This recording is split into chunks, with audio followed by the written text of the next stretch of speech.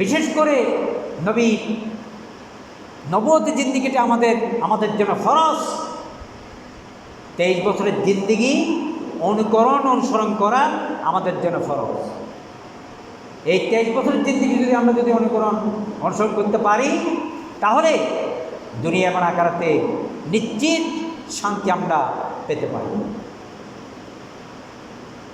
কিন্তু তার বাকি জীবনও এমন জিনিস তিনি দেখেইছেন, তিনি করেছেন। প্রত্যেকটি জীবন আমাদের বর্তমান পৃথিবীর সকল জাতির মানুষের জন্য নিশ্চিত শান্তি বহন করে। তার ছোট বয়সে একটা কথা যদি বলি, নবী করিম সাল্লাল্লাহু আলাইহি সাল্লাম তিনি যখন মায়ের কোলে দুধ খাচ্ছিলেন, মা হালিমার কোলে, তিনি একটা বার থেকে তিনি সবসময় দুধ খাইতেন।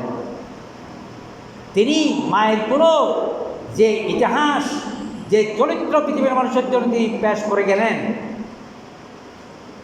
সেটাও কিন্তু পৃথিবীর মানুষের জন্য অনুকরণীয়, অনুসরণীয়। তিনি হালিমার কোলে তিনি যখন দুধ খাচ্ছিলেন, তার মানে কি বয়স কত হবে? 1 বছর, 1.5 বছর, 2 বছর 6 মাস। এই ছোট বয়সে তিনি যখন নবী করিম সাল্লাল্লাহু আলাইহি সাল্লাম এই 1.5 বছর, 1 বছর বয়সে হালিমার কোলে তিনি যখন দুধ খাচ্ছেন, একটা বার থেকে তিনি দুধ খাচ্ছেন। হালিমা অনেক চেষ্টা করলেন অন্য বার থেকে দুধ দেওয়ার জন্য, তিনি অনেক আদর বাসনা করে তিনি খাওয়ানোর চেষ্টা করলেন, কিন্তু মোহাম্মদ রাসূলুল্লাহ সাল্লাল্লাহু আলাইহি সাল্লাম অন্য বার থেকে তিনি দুধ খায়নি। জীবনে একবারও খাওয়াইতে পারে নাই। তিনি একটা বার থেকে গিয়েছেন। এটা দিয়ে এই অভ্যাস দিয়ে তিনি পৃথিবীর মানুষকে বুঝালেন, আমি একটা জিনিস থেকে খাবো, আরেকটা সম্পদ আমার ভাইয়ের জন্য থাকবে। আরেকটা বার আমার দুধু ভাই খাবে, আমার ভাই খাবে। আমার ওই বার থেকে যদি আমি দুধ খাই, তাহলে আমার ভাইয়ের ভাগের মধ্যে একটু কম পড়বে, আমি সেই বার থেকে আমি গ্রহণ করতে পারি না। এই জিনিসটা তিনি মায়ের কোলের মধ্যে তিনি ন্যায় বিচারের কথা, সুবিচারের কথা, ন্যায় নীতির কথা তিনি মায়ের কোলেও তিনি উদাহরণ হিসেবে পৃথিবীর মানুষের জন্য পেশ করে গেলেন। হালিমা অন্য বার থেকে তিনি দুধ খাওয়াইতে পারে নাই। সবসময় মুহাম্মদ সাল্লাল্লাহু আলাইহি সাল্লাম একটা বার থেকে দুধ খেয়েছেন। তার মানে কি? তার মানে কথা হলো, এই সম্পদ আমার জন্য নয়, এটা আমার ভাইয়ের হক, এটা আমার ভাইয়ের হক। মায়ের কোলে যে হকের স্বামী স্ত্রী করে গেছেন, পুরা পৃথিবীর সমগ্র 900 কোটি মানুষের জন্য, হিন্দু, বৌদ্ধ, খ্রিস্টান, মুসলমান সকল জাতি চাইলে এখান থেকে আমরা শিক্ষা গ্রহণ করতে পারি। কিন্তু আমরা মানুষ হিসেবে আমরা বড় নিমক হারামি, আমরা কিন্তু কোরআন এবং হাদিস থেকে, নবীর শেখানো জিন্দিগি থেকে আমরা শিক্ষা গ্রহণ করি না। অথচ আমরা গ্রহণ করি নাই।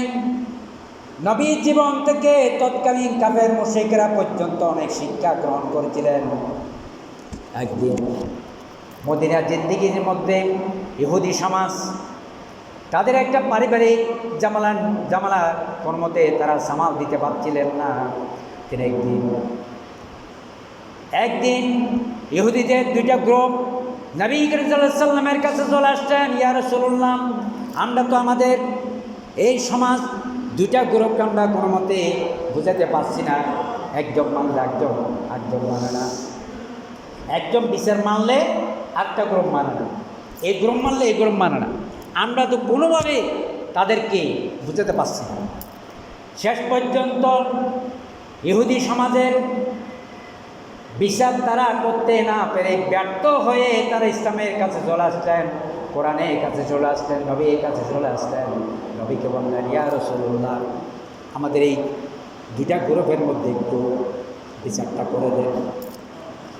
নবী করিম সাল্লাল্লাহু আলাইহি সাল্লাম 2টা গ্রুপকে ডাকলেন। 2টা গ্রুপের কথাগুলো সুন্দর করে শোনার পরে এমনভাবে কোরআন এবং হাদিসের আলোকে বিচার করে দিলেন, ইহুদিদের 2টা গ্রুপ সন্তুষ্ট হয়ে গেল। ইহুদিদের দুইটা গ্রুপই খুশি হয়ে গেল।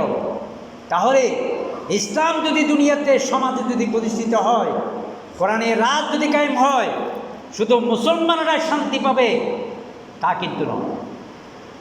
এই কোরআনের সমাজ থেকে, ইসলামের সমাজ থেকে পৃথিবীর সকল স্তরের মানুষেরা শান্তি পেতে পারে, সকল জাতের মানুষেরা শান্তি পাবে। ঠিক একইভাবে হযরত উমরের আমলে তিনি যখন অর্ধ পৃথিবীর শাসক ছিলেন, তখন অন্যান্য অমুসলিম রাষ্ট্র প্রধানরা পর্যন্ত তাদের সমাজকে তারা পরিচালনা করতে ব্যর্থ হওয়ার কারণে, কারণ কারো কথা কেউ শোনে না, বাপের কথা মা শোনে না, মায়ের কথা বাপে শোনে না, কারো কথা কেউ না শোনার কারণে শেষ পর্যন্ত তারা এসে মুসলিম জাহানের খলিফা হযরত উমর রাদিয়াল্লাহু আনহুর কাছে তাদের সাম্রাজ্যকে হস্তান্তর করেছেন বলে আমরা পাচ্ছি। সুতরাং সেজন্য আল্লাহ রাব্বুল আলামিন সূরা মাইদা 3 নম্বর আয়াতের মধ্যে বলেছেন, আল ইয়াউমা আকমালতু লাকুম দীনাকুম ওয়া আতমামতু আলাইকুম নি'মাতি। আজ আমি তোমাদের জন্য ইসলামকে পরিপূর্ণ করে দিলাম। আর ইসলামের আলোকে যদি তোমাদের সমাজ, তোমাদের দেশ যদি পরিচালিত হয়, তাহলে তোমাদের জন্য সমস্ত সকল ধরনের নিয়ামত তোমাদের জন্য আমি অবতারিত করে দিলাম। আল্লাহর বলেছেন আমি অবতারিত করে দিলাম, তার মানে কি? এটি কার্যকর। শুধুমাত্র আমরা যদি ইমান এনে যদি কোরআন এবং হাদিসের কথা যদি আমরা যদি সামিনা ওয়া আতানা যদি আমরা শুনতে পারি আর যদি মেনে নিতে পারি, সেদের শান্তি অবশ্যই এখানে এস্টাবলিশ হবে। সেজন্য আমি আপনাদেরকে বলবো, আমাদের জীবন বিধানকে, আমাদের জীবন পরিচালনা করার ক্ষেত্রে আমাদেরকে কোরআন এবং হাদিসের আলোকে আমাদেরকে জীবন পরিচালনা করতে হবে। আমাদের ইমানকে যদি আমরা যদি ঠিক করতে পারি, আমাদের ইমানকে যদি পরিশুদ্ধ করতে পারি, তাহলে আমাদের ইমানের কারণে আল্লাহ রাব্বুল আলামিন খুশি হয়ে আসমানের রহমতের রিজিক আমাদের জন্য অবদায় করে দিবেন। মাটির নিচে অপুরন্ত খনিজ সম্পদ আল্লাহ রাব্বুল আলামিন মজুদ করে রেখে দিয়েছেন, আসমানের মধ্যে রেখে দিয়েছেন। মাটির নিচেও অপুরন্ত সম্পদ, খনিজ সম্পদ মজুদ করে রেখে দিয়েছেন। আল্লাহ রাব্বুল আলামিন আরশমালা থেকে দেখে আছে কোন বান্দারা আমার কথাগুলো শুনতেছে, কোন সমাজ আমার অনুপাতে পরিচালনা করে যাচ্ছে এটা দেখতেছে। যদি আমরা যদি সমাজের ইসলামকে ভোট দেওয়ার মাধ্যমে যদি কোরআনের রাত যদি আমরা যদি কায়েম করতে পারতাম, তাহলে আকাশের সমস্ত রহমতগুলি আমাদের জন্য অবধারিত করে দিতেন। আমরা যদি মেনে নিতে পারতাম, আমাদের সমাজ, আমাদের রাষ্ট্র ইসলামের ম্যান্ডেট যদি আমরা যদি সংসদে যদি পাঠাতে পারতাম, কোরআনের রাত যদি কায়েম হতো, তাহলে মাটির নিচে যে সম্পদ আছে সমস্ত সম্পদগুলা, খনিজ সম্পদগুলা পৃথিবীর মানুষের জন্য উন্মুক্ত করে দিতাম। হঠাৎ করে দেখা যেত একটা তেলের খনি বের হতো, হঠাৎ করে দেখা যেত স্বর্ণের খনি বের হতো, জায়গায় জায়গায় বের করে দিন আল্লাহ রাব্বুল আলামিন। এত হাজার হাজার পানি নিচ থেকে উঠার পরও নিজেকে পানি কোনো ঘাটতি হয়েছে? ঘাটতি হচ্ছে না। আল্লাহ রাব্বুল আলামিন সবগুলো ফিল্টারিং করে পানি মজুদ করে রেখে দিয়েছে। সেজন্য সিদ্ধান্ত নিতে হবে আমাদেরকে। আমরা যদি সঠিক সিদ্ধান্ত যদি নিতে পারি, তাহলে আল্লাহ রাব্বুল আলামিন হাজার হাজার অপুরন্ত নিয়ামত আল্লাহ রাব্বুল আলামিন পৃথিবীর মানুষের জন্য মজুদ করে রেখে দিয়েছে। আমরা মানছি না বলে সেজন্য আল্লাহ রাব্বুল আলামিন এই সম্পদগুলো আমাদের জন্য দিচ্ছে না। আমরা যদি মানতে পারি, তাহলে অপুরন্ত সম্পদগুলো আল্লাহ রাব্বুল আলামিন আমাদের জন্য বের করে দেবেন। সেজন্য আমাদের ইমানকে ঠিক করতে হবে। আমাদের ইমানকে ঠিক করার মাধ্যমে আমাদের জীবনকে যদি কোরআন এবং হাদিসের আলোকে যদি আমরা পরিচালনা করতে পারি, তাহলে এই সমস্ত নিয়ামতগুলি আল্লাহ রাব্বুল আলামিন আমাদের জন্য অবধারিত করে দিবেন। হাদিস শরীফের মধ্যে এসেছে, আন আব্বাস রাদিয়াল্লাহু তাআলা ক্বালা ক্বালা রাসূলুল্লাহ সাল্লাল্লাহু আলাইহি সাল্লাম যাকাতু আমাল ঈমান মান রাদিয়া বিল্লাহি রাব্বান ওয়া বিল ইসলামি দীনান ওয়া মুহাম্মাদ রাসূলান মুত্তাফাকুন আলাইহি। বুখারী এবং মুসলিম শরীফের মধ্যে হাদিসটি আছে। কোরআনের পরে সবচেয়ে বিশুদ্ধ হাদিস গ্রন্থ হল বুখারী এবং মুসলিম। হযরত আব্বাস থেকে বর্ণিত, তিনি বলেন নবী করিম সাল্লাল্লাহু আলাইহি সাল্লাম বলেছেন, যাকাতু আমাল ঈমান, সে ব্যক্তি ইমানের পরিপূর্ণ স্বাদ গ্রহণ করল যে ব্যক্তি মান রাদিয়া বিল্লাহি রাব্বান, যে ব্যক্তি একমাত্র আল্লাহকে নিজের মালিক, নিজের রব হিসেবে গ্রহণ করল, অবিল ইসলামে দীনান, ইসলামকে নিজের জীবনের জন্য একমাত্র গ্রহণযোগ্য ধর্ম হিসেবে গ্রহণ করল, জীবনবিধি হিসেবে গ্রহণ করল। এরপরে মুহাম্মদ সাল্লাল্লাহু আলাইহি সাল্লামের দেখানোকে একমাত্র পথ হিসেবে গ্রহণ করল, সে ব্যক্তি তার ইমানকে পরিপূর্ণ করল। তাহলে আপনার ইমান আছে কি না সেটা আপনি যদি যাচাই করেন, তাহলে আপনি নিজে বুঝতে পারবেন।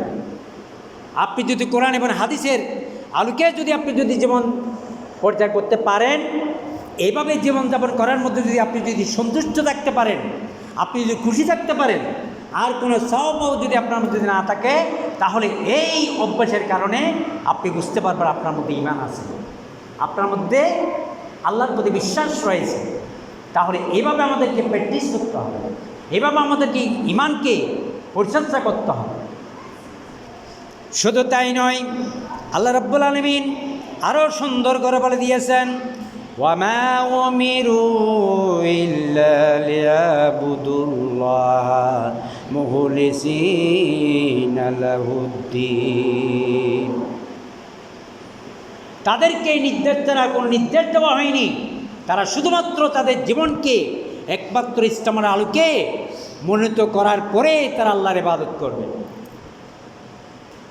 আপনার জীবনটা কোরআন এবং হাদিসের আলোকে জীবনযাপন করার মনস্থির করতে হবে, সেভাবে করার নির্দিষ্ট করার মাধ্যমে আপনি ইবাদত করেন, তাহলে আপনার এই ইবাদত আল্লাহ রাব্বুল আলামিন দেওয়া বিধান অনুপাত হবে।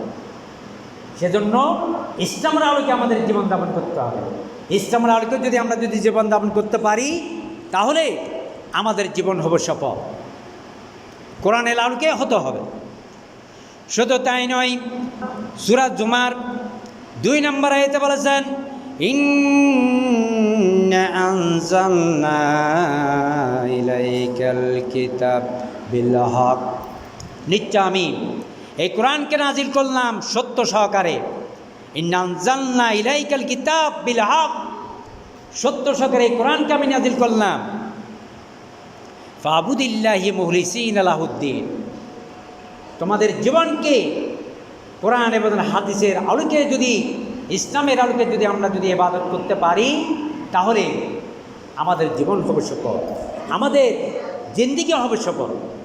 তো সুতরাং আমরা আমাদের ঈমানের আলোকে কোরআন এবং হাদিস থেকে শিক্ষা গ্রহণ করার মাধ্যমে আমাদের জীবন পরিচয় করতে পারি, তাহলে আমাদের জীবন হবে সফল, আমাদের দুনিয়াতেও আমরা সফল এবং দুনিয়ার পরে আখিরাতেও আমরা সফল হব।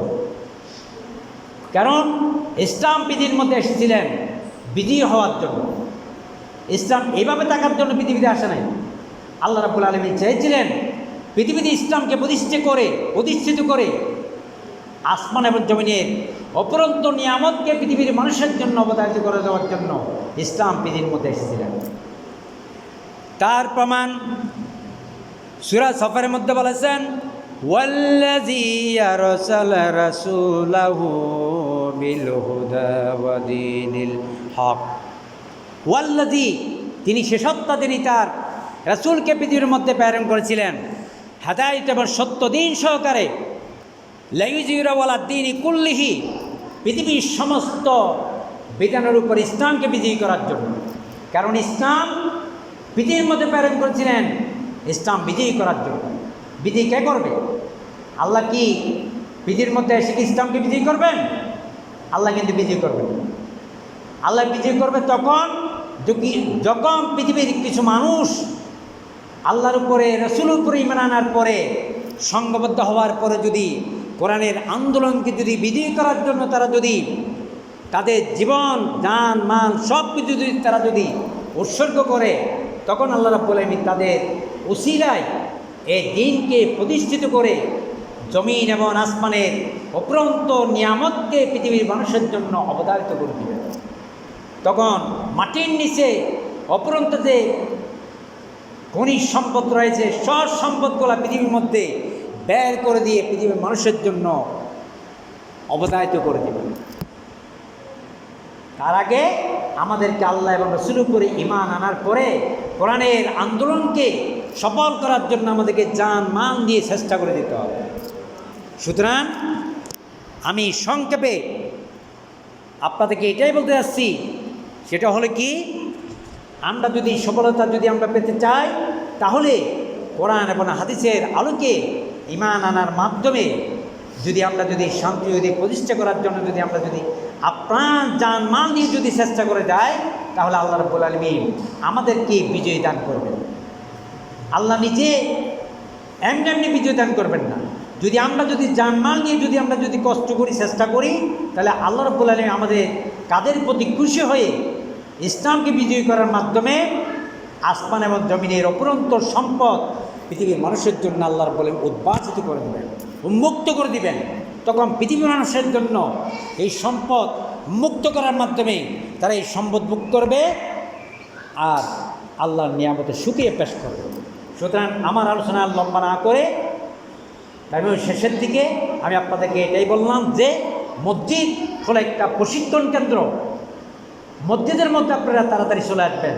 কোরআন এবং হাদিসের আলোকে জ্ঞান অর্জন করার মাধ্যমে আপনাদের পরিবারে, সমাজে, রাষ্ট্রে কোরআন হাদিসের আলোকে জ্ঞানের মাধ্যমে যদি আপনারা যদি শিক্ষা গ্রহণ করতে পারেন, সেই শিক্ষার আলোকে যদি সমাজকে যদি ঐক্যবদ্ধ করতে পারেন, এভাবে যদি কোরআনকে যদি প্রতিষ্ঠা করতে পারেন, আল্লাহ রাব্বুল আলামিন খুশি হয়ে এই ইসলামকে বিজয় করবেন এবং আসমান জমিনের অপরন্ত খনিজ সম্পদগুলা পৃথিবীর মানুষের জন্য তিনি অবতারিত করে দেবেন, এটা নিশ্চিত।